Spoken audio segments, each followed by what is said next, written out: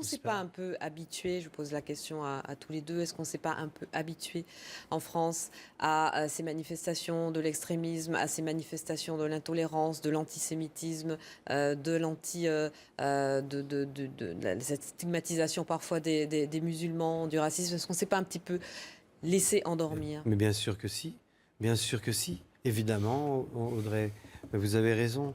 Et vous voyez, il s'est passé une tragédie à Créteil il y a quelques jours encore. Il y a des Juifs de France qui s'en vont. Énormément de gens qui partent. On ne peut pas laisser les Juifs partir de France. On ne peut pas laisser la peur s'installer comme ça. Il faut qu'on reste ensemble. Il faut être là. 7000 en 2014. Il faut être là pour défendre ce qu'on aime, ce qu'on veut. Et je pense vraiment, profondément, que si on sent que les citoyens qui sont là sur ces places ce soir, qu'on voit sur les écrans, vous qui faites ce métier si important, si on sent que vous êtes tous Charlie Hebdo d'une certaine façon, si vous êtes tous dépositaires de quelque chose qui s'est dit là et qui vient d'être assassiné, on va gagner. Mais c'est sûr qu'on va gagner. Le prix est vraiment trop cher, hélas. Vraiment trop cher. Mais on va gagner. Olivier ? Votre peine est incommensurable et on le comprend. Et c'est difficile de prendre du recul ce soir. Néanmoins, on parle beaucoup de religion depuis quelques minutes. C'est aussi oublier que le terrorisme, à certains moments, s'est exprimé de manière tout aussi brutale et radicale au nom d'idéologies qui n'avaient rien à voir avec la religion, d'idéologies d'extrême gauche.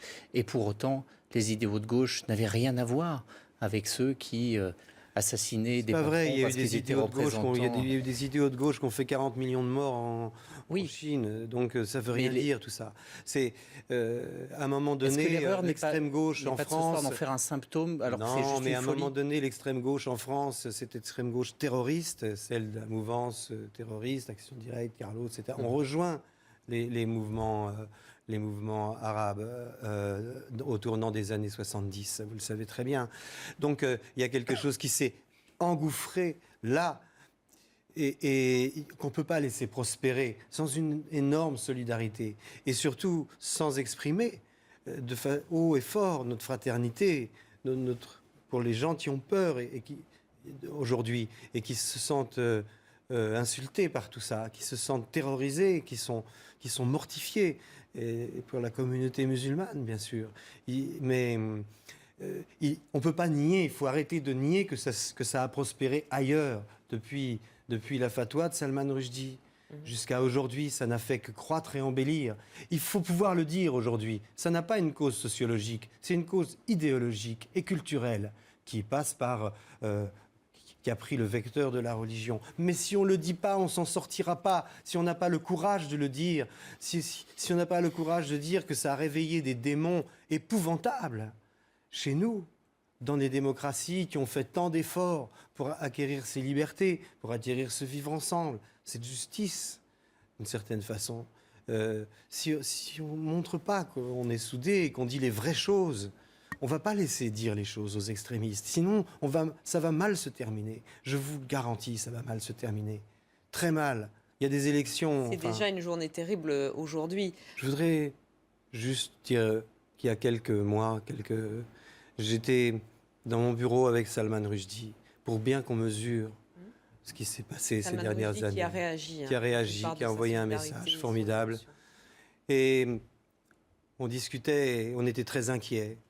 Et je lui disais, mais Salman, si la fatwa arrivait aujourd'hui, il était très mélancolique. Il disait, je n'aurais plus les soutiens intellectuels que j'avais à l'époque. Tout le monde avait réagi pour défendre Salman Rushdie. C'est plus vrai aujourd'hui. Il faut que ça redevienne vrai. Il faut vraiment...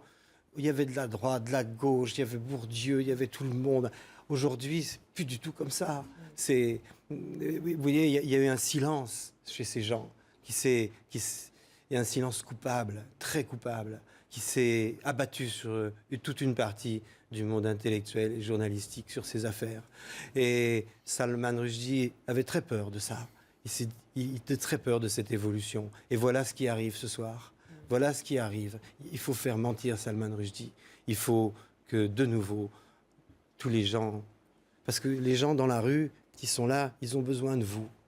Ils ont besoin que vous leur parliez. Ils ont besoin que vous travailliez sur l'information, que vous leur disiez les vraies choses avec courage.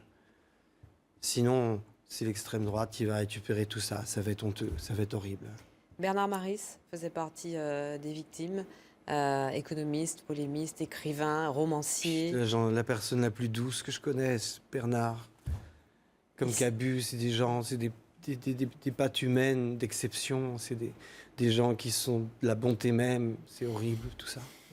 Il signait Oncle Bernard. Oncle Bernard. C'est Cabu et moi qui lui avions trouvé ce pseudonyme il y a 20 ans. Et il nous manque, évidemment, il nous manquera beaucoup. Il avait également longtemps collaboré avec France Inter, que vous avez dirigé. Donc on imagine à quel point vous êtes touché par sa disparition. Comment continuer aujourd'hui? On disait tout à l'heure que Charlie doit continuer, évidemment, puisque sinon ils auraient gagné. Mais comment continuer? Eh bien, je ne sais pas encore. Mais je sais que ça ne sera pas sans vous. Ce ne sera pas sans vous.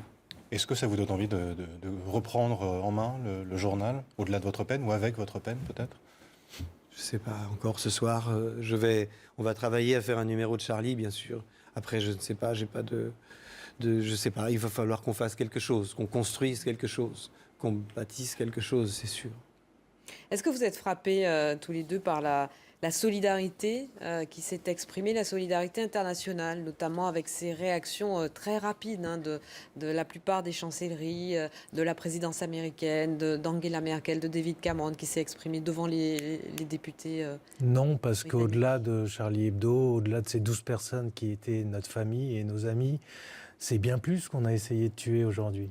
On a voulu tuer un symbole, un symbole de la liberté d'expression, un symbole de la liberté tout court, un symbole de la vie, un symbole de la résistance contre le terrorisme.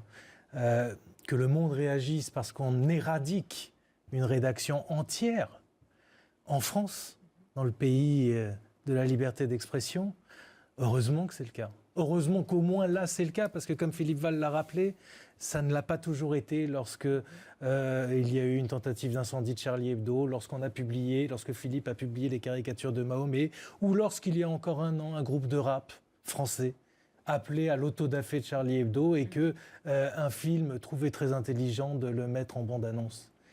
Alors aujourd'hui, il y a une réaction, elle est salutaire et tant mieux, ça ne va pas nous ramener nos amis.